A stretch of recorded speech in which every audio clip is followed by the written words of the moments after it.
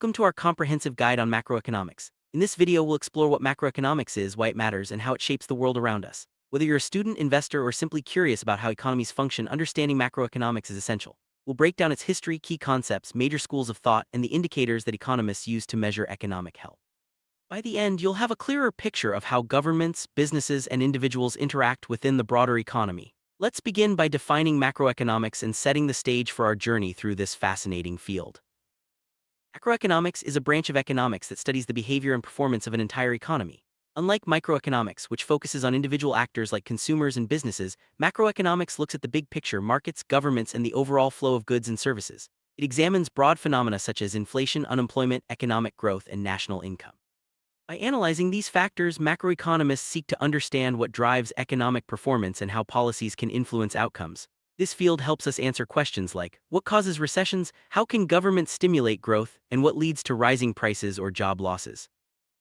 At its core, macroeconomics seeks to answer some of the most pressing questions about how economies function. What causes unemployment to rise or fall? Why do prices sometimes increase rapidly, leading to inflation? What sparks economic growth, and how can it be sustained? Macroeconomists use data and models to measure economic performance, identify driving forces, and project future trends. These insights are crucial for policymakers, businesses, and investors who need to make informed decisions. By understanding the underlying mechanisms, we can better anticipate economic challenges and opportunities. It's important to distinguish between macroeconomics and microeconomics. While macroeconomics focuses on the overall economy, microeconomics zooms in on individual actors like buyers, sellers, and businesses. Microeconomics studies how these actors make decisions and interact in markets, using supply and demand as key concepts. However, the two fields are interconnected. For example, individual saving decisions, a microconcept, can collectively influence national economic trends, a macroconcept. Sometimes, what makes sense for individuals doesn't always benefit the economy as a whole, a phenomenon known as the paradox of thrift. One fascinating concept in macroeconomics is the paradox of thrift. On a personal level, saving money is usually wise, but if everyone saves more and spends less at the same time, overall demand in the economy drops. This can lead to lower business revenues, reduced worker pay, and even a slowdown in economic growth. So while saving is good for individuals, too much saving across society can actually harm the economy. This paradox highlights how macroeconomic outcomes can differ from what we expect based on individual behavior. Macroeconomists analyze a range of variables to understand economic health. Some of the most important include gross domestic product, GDP, which measures total output, inflation, which tracks changes in price levels, unemployment rates, and national income. These variables help paint a picture of how well an economy is performing and where it might be headed.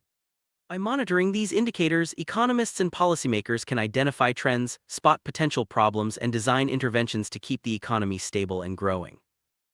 Make sense of complex economies. Macroeconomists develop models that explain relationships between key variables. These models help forecast future trends and evaluate the potential impact of policies. Governments use them to craft economic, monetary, and fiscal policies. Businesses rely on them to set strategies, and investors use them to anticipate market movements.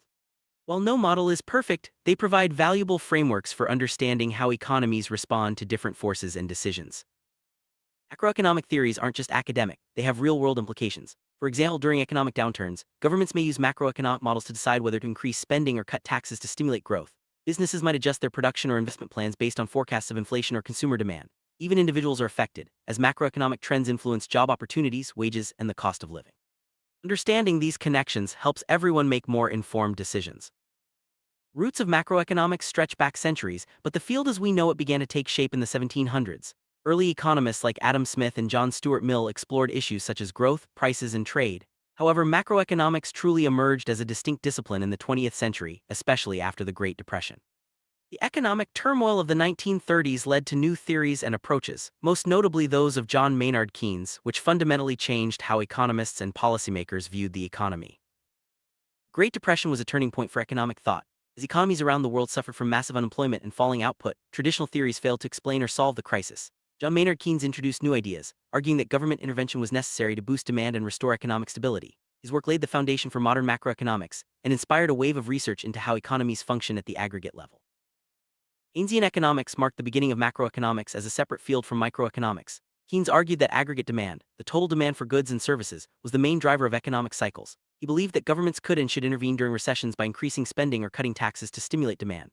These ideas revolutionized economic policy and remain influential today, especially during times of crisis. For Keynes, classical economists believed that markets were self-correcting. They argued that prices, wages, and interest rates would adjust to bring the economy back to equilibrium. According to this view, government intervention was unnecessary and could even be harmful. While classical economics provided important insights, it struggled to explain prolonged periods of high unemployment or economic stagnation, which became evident during the Great Depression. Monetarist school, led by Milton Friedman, emerged as a response to Keynesian ideas. Monetarists argue that controlling the money supply is the most effective way to manage the economy. They believe that monetary policy, actions by central banks to influence interest rates and money supply, should focus on maintaining stable inflation. While they acknowledge that fiscal policy can play a role, monetarists generally prefer predictable, rule-based approaches to avoid destabilizing the economy. New classical economists sought to bridge the gap between micro and macroeconomics. They emphasized the importance of microeconomic foundations, such as rational expectations and utility maximization. According to the school, individuals and firms make decisions based on all available information, and markets tend to clear efficiently. New classical economists argue that unemployment is largely voluntary, and that discretionary fiscal policy can be destabilized. New Keynesian school builds on Keynes's ideas but incorporates microeconomic foundations. New Keynesians accept that people and firms have rational expectations, but they also recognize that certain market failures, like sticky prices and wages, can prevent economies from quickly returning to equilibrium. Because of these rigidities, government intervention through fiscal and monetary policy can still be effective in stabilizing the economy. Austrian school is one of the oldest schools of economic thought. While it mainly focuses on microeconomic phenomena, its theories have important macroeconomic implications. The Austrian business cycle theory explains how monetary policy and banking can lead to broad swings in economic activity. Austrians emphasize the role of individual decision-making and caution against excessive government intervention, arguing that markets are best left to self-correct.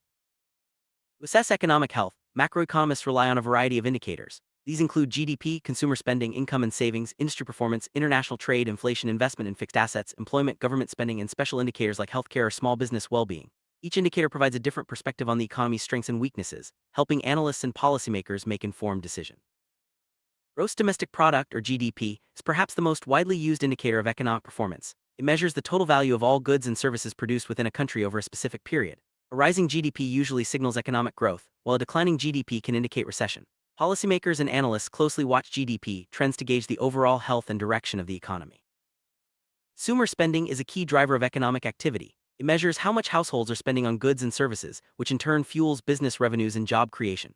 High consumer spending often signals confidence in the economy, while a drop may indicate uncertainty or economic trouble. Tracking this indicator helps economists understand shifts in demand and predict future trends.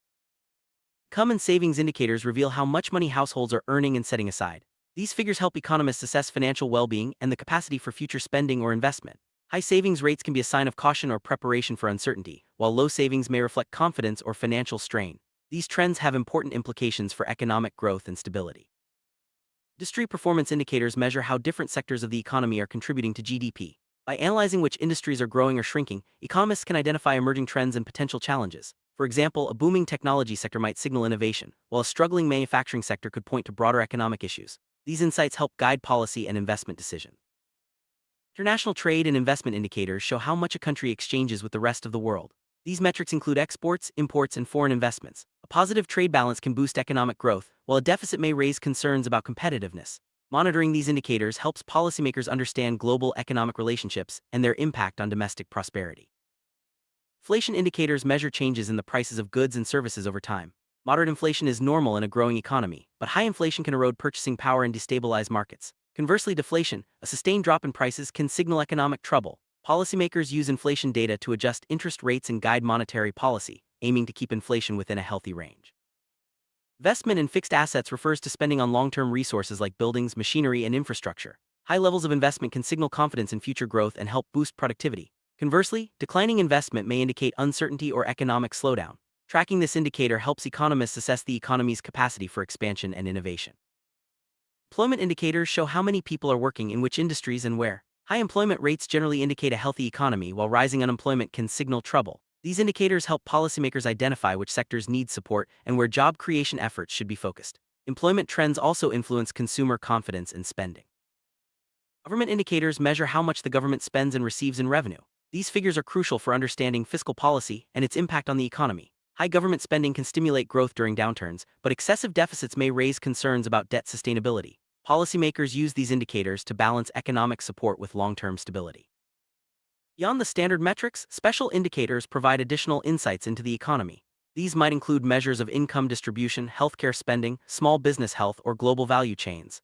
By examining these unique indicators, economists can gain a deeper understanding of specific challenges and opportunities facing the economy. Business cycle refers to the natural fluctuations in economic activity over time. It consists of four main phases: expansion, peak, recession, and trough. During expansions, output and employment rise. At the peak, growth slows, recessions bring declines in output and jobs, and troughs mark the low point before recovery begins. Understanding the business cycle helps policymakers and businesses prepare for changes in economic condition. Organizations like the National Bureau of Economic Research, NBER, track the business cycle using indicators such as GDP and gross national income. The NBER is responsible for officially declaring the start and end of recessions and expansions in the United States. By analyzing these cycles, economists can better understand the timing and causes of economic ups and downs, which is vital for effective policy responses. While macroeconomic theories provide valuable insights, they have limitations. Many models are built on simplified assumptions and may not capture real-world complexities like taxes, regulations, or social preferences. Economists often use the phrase ceteris paribus, meaning all else being equal, to isolate variables. However, the real world is rarely so simple. Despite these challenges, following key indicators and understanding prevailing theories remains essential for making informed decisions. Tracking macroeconomic indicators like GDP, inflation, and unemployment is crucial for investors, businesses, and policymakers. These metrics influence everything from stock prices to job opportunities. By staying informed about economic trends, individuals and organizations can anticipate changes, manage risks, and seize opportunities. Understanding which theories are in favor can also provide clues about future government action. Influencing the overall economy is a complex and gradual process. Unlike microeconomic changes, which can happen quickly, macroeconomic shifts often require coordinated efforts by central banks and governments. In the United States, the Federal Reserve plays a central role in promoting employment and price stability. Through various policy tools, the Fed works to steer the economy toward its goals. Federal Reserve uses a range of tools to influence the economy. These include setting the federal funds rate, conducting open market operations, offering loans through the discount window, and setting reserve requirements for banks. Other tools like interest on reserve balances and repurchase agreements help manage liquidity and control interest rates. By adjusting these levers, the Fed can encourage or discourage borrowing, spending, and investment. Monetary policy refers to the actions central banks take to manage the money supply and interest rates. By lowering rates, the Fed can stimulate borrowing and investment, boosting economic activity. Conversely, raising rates can help cool an overheating economy and control inflation. The effectiveness of these tools depends on many factors, but they remain central to modern macroeconomic management. Fiscal policy involves government decisions about spending and taxation. During recessions, governments may increase spending or cut taxes to stimulate demand. In times of rapid growth, they might do the opposite to prevent inflation. Fiscal policy works alongside monetary policy to influence economic outcomes, and the two must be carefully balanced for maximum effectiveness. Beyond the main policy levers, the Federal Reserve has additional tools at its disposal. These include term deposit facilities, central bank liquidity swaps, and various repurchase agreement facilities. Each tool serves a specific purpose, such as managing liquidity, supporting financial stability, or responding to unique market conditions. The Fed can adapt and reintroduce tools as needed to address new challenges. Many economists consider output, the total amount of goods and services produced by a country, to be the most important concept in macroeconomics. Output provides a snapshot of economic health and is closely linked to living standards, employment, and growth. By tracking output, policymakers can assess whether the economy is expanding or contracting and adjust their strategies accordingly. Macroeconomics is primarily concerned with three major issues: unemployment, inflation, and economic growth. High unemployment can lead to social and economic problems, while runaway inflation erodes purchasing power. Sustained economic growth, on the other hand, raises living standards and creates opportunities. Balancing these concerns is a central challenge for policymakers and economists alike. Macroeconomics is vital because it helps governments evaluate economic performance and decide on actions to promote stability and growth. By understanding how different factors interact, policymakers can design strategies to address unemployment, control inflation, and foster sustainable development. For businesses and individuals, macroeconomic knowledge provides a framework for making better financial and strategic decisions. Insights gained from macroeconomics influence decisions at every level, from government policy to business strategy and personal finance. Understanding economic trends helps leaders anticipate challenges, allocate resources efficiently, and plan for the future. Whether you're an investor, entrepreneur, or policymaker, a solid grasp of macroeconomic principles is an invaluable asset. Governments rely on macroeconomic analysis to craft policies that support growth, control inflation, and reduce unemployment. Economic advisors use data and models to recommend actions, such as adjusting interest rates or launching stimulus programs. These decisions have far-reaching effects on businesses, workers, and consumers, shaping the economic landscape for years to come. Businesses use macroeconomic trends to inform their strategies. For example, a company might expand during periods of strong growth or hold back during recessions. Understanding inflation, interest rates, and consumer demand helps businesses manage risks and seize opportunities. By staying attuned to the broader economic environment, companies can make smarter decisions and remain competitive. Even individuals benefit from understanding macroeconomics. Economic trends influence job prospects, wages, and the cost of living. By following indicators like inflation and unemployment, people can make informed choices about spending, saving, and investing. A basic grasp of macroeconomic principles empowers individuals to navigate economic ups and downs with greater confidence. Macroeconomics has evolved significantly since its early days. From the foundational work of Adam Smith to the revolutionary ideas of Keynes and beyond, the field continues to adapt to new challenges and discoveries. Today, macroeconomics plays a central role in shaping government policy, business strategy, and personal finance. As the global economy grows more complex, the importance of macroeconomic understanding only increases. Summary: macroeconomics is the study of the big forces that shape our world. By examining output, employment, inflation, and growth, economists help us understand how economies work and how we can influence them for the better. Whether you're a policymaker, business leader, or individual, a solid understanding of macroeconomics is key to making informed decisions and navigating the ever-changing economic landscape. Thanks for joining us on this journey through macroeconomics.